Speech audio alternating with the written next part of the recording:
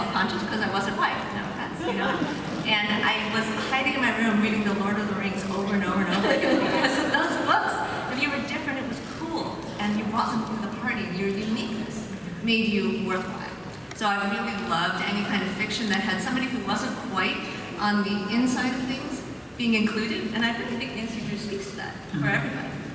And to think, like, she was created 90 years ago. And like 90 years ago, most young girls weren't even allowed to leave the house unattended, and she was running around like a convertible. What are you doing to kind of bring her into 2020 to 19? And what are you kind of keeping as far as like those classic pieces about her? I mean, I think if 90 years ago, there are stories about a girl who wanted to go run around and do whatever she wanted to do. Like, girls have always wanted to go run around and do whatever they wanted to do. So I think that's a universal appeal.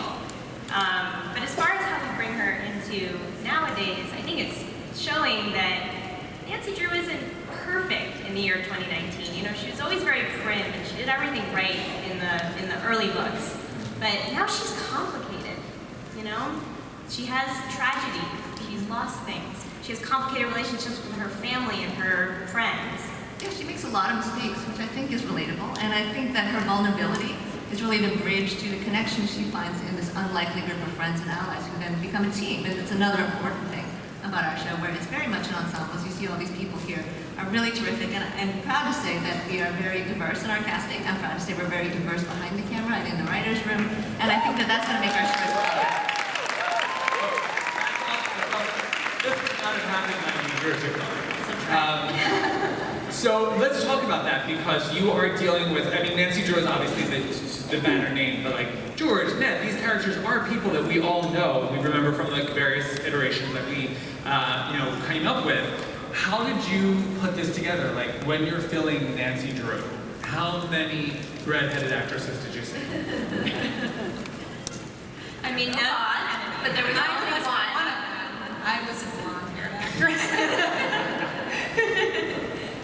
Yeah, we chose the blonde. Right. So, A lot. Like that's, I mean, what are you looking for when you're looking like we need a Nancy Drew? What does she have to bring to the screen?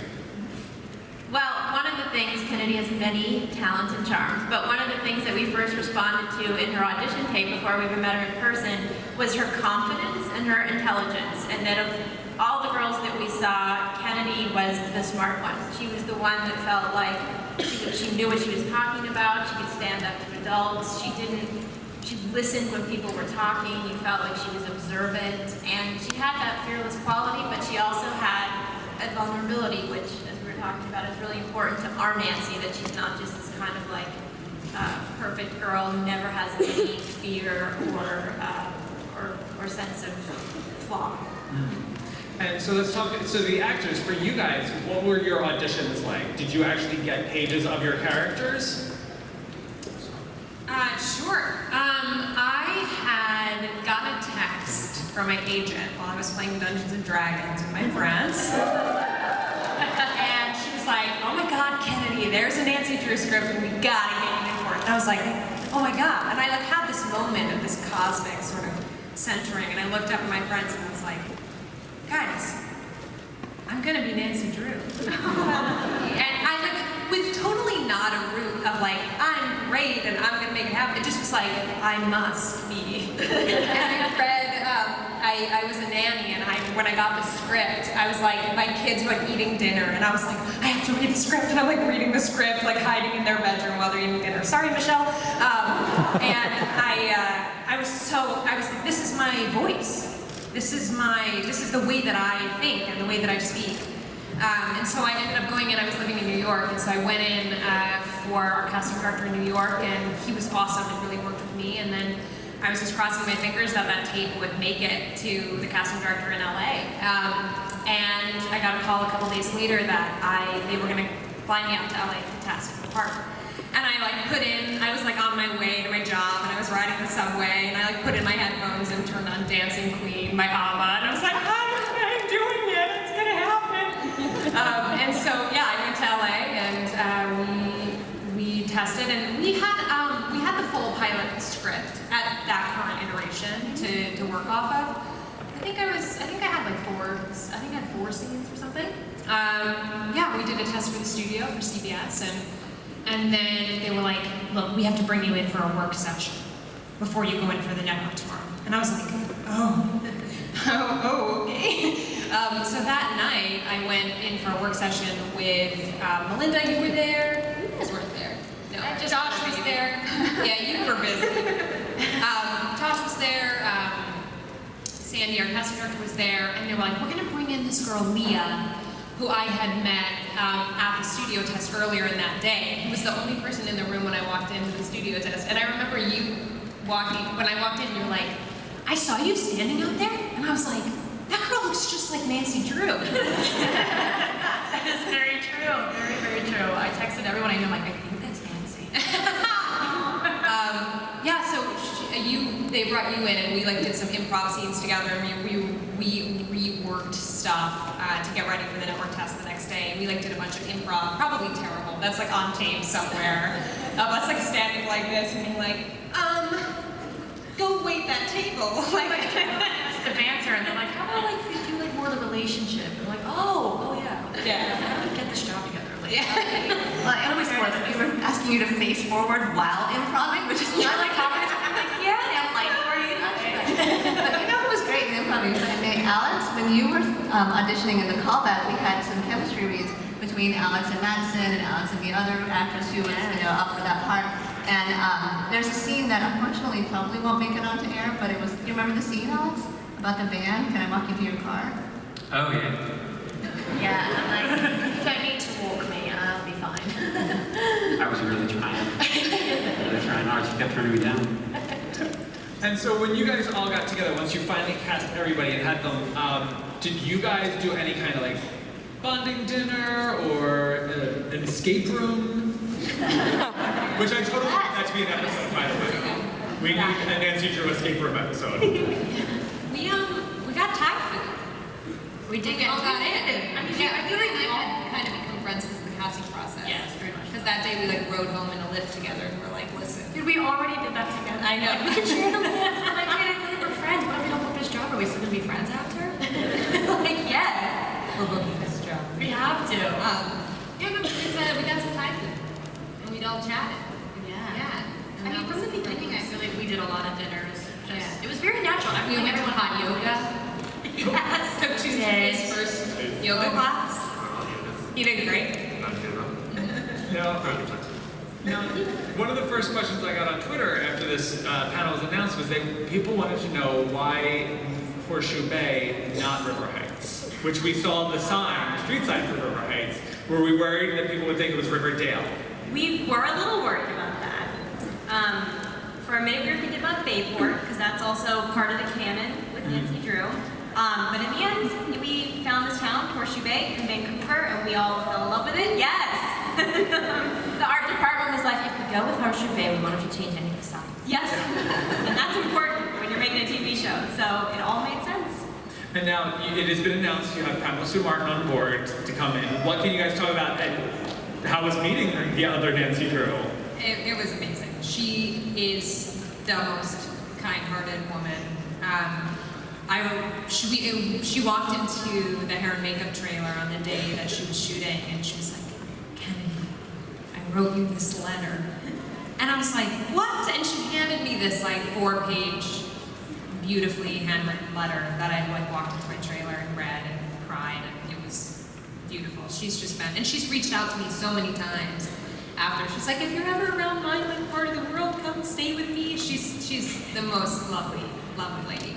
That's awesome. Okay, so in the pilot, which you guys just watched, we learned a little bit about these people, and in the final moments, we learned a lot about these people.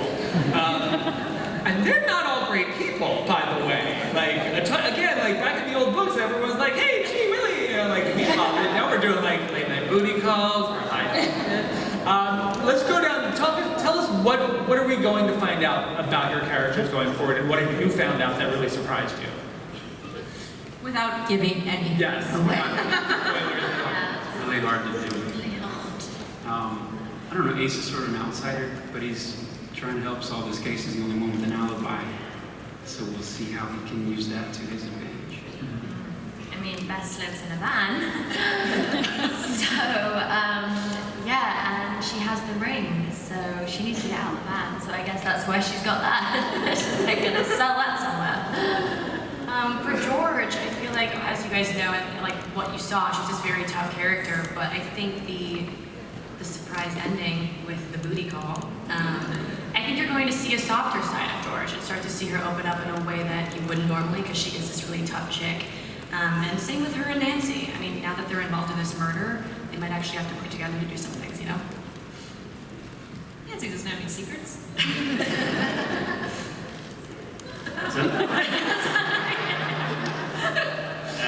I think with Ned, we've changed him quite a bit, right? From the books, he's a completely different guy, which is exciting and I'm glad to be part of that, and hopefully I can do that proud. Making those bold choices, he has his criminal past now, and he's got a lot of skeletons in his closet, and now he's called Nick. Which we always mess up, and I call him Ned. So for the producers, you have one of our greatest mystery solvers, because she's a detective, but she doesn't have the badge. How do you kind of approach this character and make her smart and really intuitive and all that, but miss certain red flags about the men she just got with? Yeah. Well, I think that one of the opportunities in the episodes right after the pilot is for her to catch up to the audience. We certainly don't want Nancy to be behind the audience for too long, even for dramatic effect. But also, she has certain blind spots. When she really cares about somebody, she doesn't necessarily look as deeply into their suspicious aspects. And when she's very angry at somebody, for instance, with her father, she might not be as willing to see his side of the story. So we just play up the humanity and the relatability of the kind of mistakes that everybody makes. Mm-hmm. And you bring up the father. We are used to Carson Drew being the sage wisdom and with the pipe and the sweater vest. He might not be that good of a guy either, it turns out. Is anyone trustworthy in this town? No. Everyone has secrets, but everyone in this audience has a secret that I'm sure they're not telling anyone about. And what happens if Nancy Drew walks into your life and starts poking into your stuff? You don't want that. So I think it's just part of being human. Yeah. We were talking earlier about this really being the origin story of this group. One of Literary's first Scooby gangs. Let's hear from the actors about what is it like getting to play, because you guys all get along and have fun, but you have to play these characters who do not all the time. Everyone's shady, everyone's got a resentment, everyone's got some kind of secret. What is it like for you guys to get to play these characters and know they're headed to becoming friends? I remember really early on, with the three of us especially, Larry, our director of the pilot, and one of our producers, he was like, "Hey guys, you like each other too much, so we're gonna have to rein that back in." Because we were like, "This is so fun, we'll all be friends," and so because we really like each other a lot in real life, and so it was kind of funny to be really intentional about Also, the more that we got to know our characters too, I feel like the more easy it was to play into those dislikes and likes that we have towards each other. But hopefully that roots everything, right? No friendship's perfect. No friendship is just squeaky clean. Exactly. You've got your ups and downs and your history. Nancy and George definitely have history. So it's great to have that to enrich it, to give it layers and levels, to make it more interesting, and everyone's a bit more rounded. everyone works really hard for the friendships in this one. And what kind of pairings could we, obviously we've got a ship going on right there. Have you picked your hashtag name? Nixie? What's that? Nancy? So otherwise it's a name, which is... No. It's going to be a tough one. But what kind of pairings will we see these characters together? Because most of it is, we've seen them all working together in one thing, but since they are from the same town, what kind of intersections are we looking at?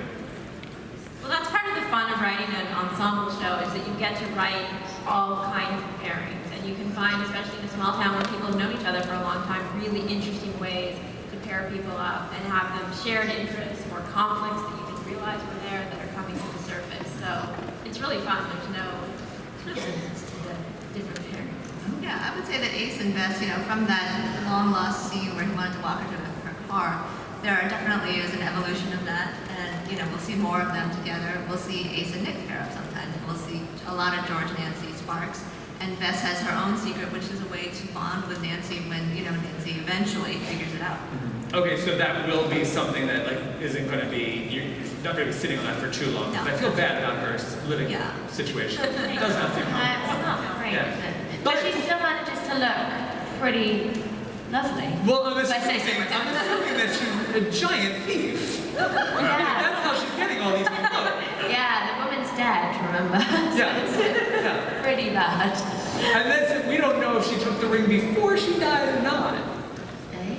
Yeah. Okay, so, and this is because it's, TV has gotten to the point where literally any one of these people could be the murderer. Melinda. Yeah. It doesn't have to be like a shady dad or like some guy they discover in like a dumpster or something. It could be like we've seen shows take their lead character and be like, oh yeah, by the way, they're actually the killer. Have you guys started mapping out who it could be? And which one of you wants to be the killer? Me. Zero hesitation.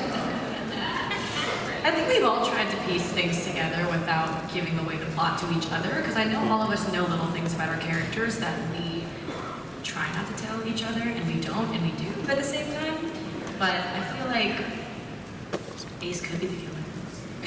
I am the killer. Maybe I'm throwing you off. Well, like you set it up, everybody has a motive. But it could be somebody not at this table. Right. Okay, so you've got the supernatural thing. And again, a lot of people were like, oh, is it going to be kind of like Scooby-Doo, where like they think the man's a ton, but it's, you know, the kids. And they pull off a mask. But you guys are seriously like, this town has some ghosts. Yes. Yeah. And how much will we get to learn about these ghosts, when they started, why they're hanging out? I'm glad you asked that. There's a lot. There's a lot going on in the town. The town itself is based on it's based on a town in Southwest Harbor, Maine. That part of, Acadia National Park. I used to work as a waitress there in the summer times. But that part of the coast has a lot of seafaring lore, and the reason that we decided to go with Horseshoe Bay, among the other signage was helpful, but we figured there was a shipwreck that started this town, and that there was a lady who got thrown overboard as a stowaway, and they tied horseshoes to her to sink her to the bottom of the sea, and she still haunts the harbor. There are a lot of kind of legends that will start to surface during the season, and we will find that there's definitely a reason that this particular town is kind of the vortex for all of these supernatural events. Yep. And the plan is to not introduce demigorgons or No. No vampires. right, be like Nancy's gone, she's in the upside down. Yeah. Yeah. Okay, so you're gonna stick with just the creepy stuff. Yeah, supernatural. All right. So, and for the actors, we were talking earlier also, because you get the supernatural thing, that means a lot of night shoots, because nothing creepy happens during the day, only at night. Have you guys prepared yourselves for some very weird hours? I mean, Cat naps. it gets weird when you I don't know, you just kind of lose, maybe it's just me, I kind of lose some motor skills. As we were going through, I had 4 days in a row where I just kept falling everywhere I was. I was it's 4:30 in the morning, and it's we're running through the rain in the woods, and grab this and do this, and we're running, and it's and it just fell out of frame every single time. But yeah, it just gets things just get weird. A lot of thermals. A lot of loopy jokes. And warmers and thermals. Yeah. And when you guys all booked the show, did anyone gift you copies of Nancy Drew books? Yeah. My boyfriend got me The Secret of the Old Clock and a couple other things, and I was pretty excited. Aw, that's so sweet. We all got some gifts, yeah. Yeah. Scott, Scott Wolf, who plays Carson Drew, his wife got sent this whole box of old Nancy Drew books that a client of hers had found, and they got them, and he was looking through them, and he opened the first one he took out and opened up, said this book belongs to Kennedy. Somebody had written that in, and obviously not me. But it was so, Kennedy, it was Kennedy B. So Kennedy B, if you're out there, we've got your book. But Scott gave it to me, which was very, very sweet. Really cool. Nice. So let's talk about some Easter eggs, because we saw a couple here. Who's kind of like in charge of, oh, we can do that here, we can, or I want to make sure that we mention this? Well, the writer's room, but we have a really great research intern, thank you Sarah, who goes through all the books anytime we need an Easter egg. But also there's a lot of people in the writer's room who are Nancy Drew fans, and so they're like waiting in the wings with these things that they really want to put in the show. And also our art department and our costume designer, everyone was really into it. Like at the very end, you see Nancy in her pajamas that are red with the white piping that echo one of her book covers. And when she's opening up the trunk, we tried to have some of the same things. Again, like the spinning wheel and like the things that are from the iconic book covers. The girls' uniforms in the claw are based on iconic outfits that they wore on book covers in terms of the colors. And our production designer, Mark White, you haven't seen really much of Nancy's room yet, but you will. And he's making the wallpaper the same like textures that Nancy Drew covers. Like people are really into it. We used the original Nancy Drew board game to get like the color palette from the show. It's like a lot of deep thinking. That is, and because that's what I remember most about those books were like the spines of the books. Like the Hardy Boys were blue and Nancy Drew was yellow, and you knew exactly which section of the library to go to. And since I just mentioned them, any chance of the Hardy Boys just like driving through town? I'm like, hey! We shall see. So for the actors, because it's a modernized version of a very old property, what did you guys think when you first read this script? I think it's fantastic because, I mean, as you said, Nancy Drew's been around for what? Since the 1930s. And one of the strengths of Nancy Drew, I think, is it evolves with its time. That's why it's hung around for so long. Otherwise, people have forgotten about it, they become irrelevant. And what was fantastic about this script was that it was fearless, but respectful to the original source material, but fearless and bold in exploring, okay, what does 2019 Nancy Drew looks like? And that's how you end up with this cast, and that's how you end up with one behind the camera as well, encouraging diversity within that. So it's very 2019 and very unapologetic about it. That's fantastic. What about you guys? When you saw these scripts and you saw these characters, what did you think of, oh, this is actually a very relevant character? Yeah. Well, when I first read the script, I remember reading those books and thinking everything was really mystery-based and everything, it wasn't really so much about the characters. So when I did the script, I was actually shocked at how deep these characters were and how many things were at stake for them and how sketchy they were. I love mystery, and I remember at the end of the script not expecting this, being like, oh, and I'm never like that. I'm not really surprised all that much. But after reading this, I was just, what really drew me in was how much I wanted to know more about them and how interesting they were in such weird and eerie little ways, you know?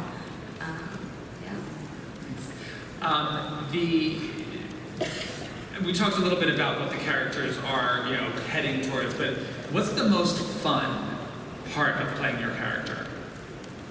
I had to drive a very big truck. On the wrong side of the road because I'm British, so it's automatic, so I'm fine. But yeah, that truck roars, right? Oh, yeah. Nice.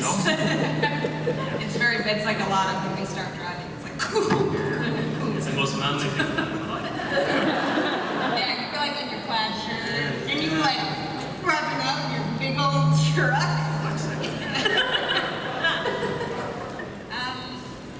I just like sneaking around. I love like living out these sneaky like break-in dreams. It's so fun. Mm-hmm. It's super fun. Yeah. I'd say for George, I like how snarky she is. I feel like we all don't get to be like that in real life. So when George kind of just like jabs at people, it's kind of fun. Just knowing it's not real life, I guess. And it is fun playing out that mystery. And it's cool knowing that you know what's going on, but no one else really does. Yeah, I think for Bess, even though she looks so prim and proper and she she has the Chanel flats and her life looks so put together. It's going to be amazing as the season goes on to see that she's dealing with an identity crisis, not knowing who she might be, who her friends are, trying to make friends. So even though she comes across sure of herself, she is like, you know, wanting to just fit in and figure this tricky life out that everyone goes through. So yeah.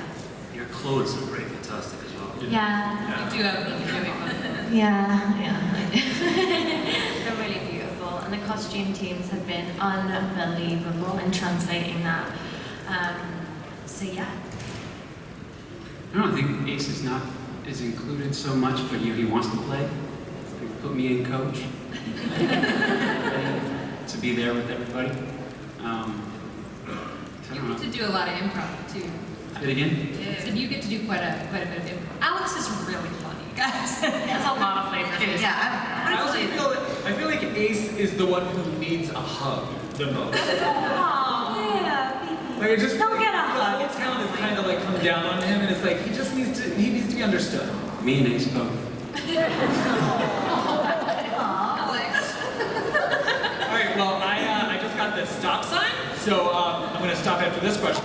Any books that you plan on fully just taking the mystery from to play with? no. No. Yeah, everyone will be twisted, where you might see a prop from something that comes from a book or a character, but it's going to be inverted and reinvented. Excellent. All right, well, that's it. Inverted and reinvented and awesome. So congratulations to the cast and creators.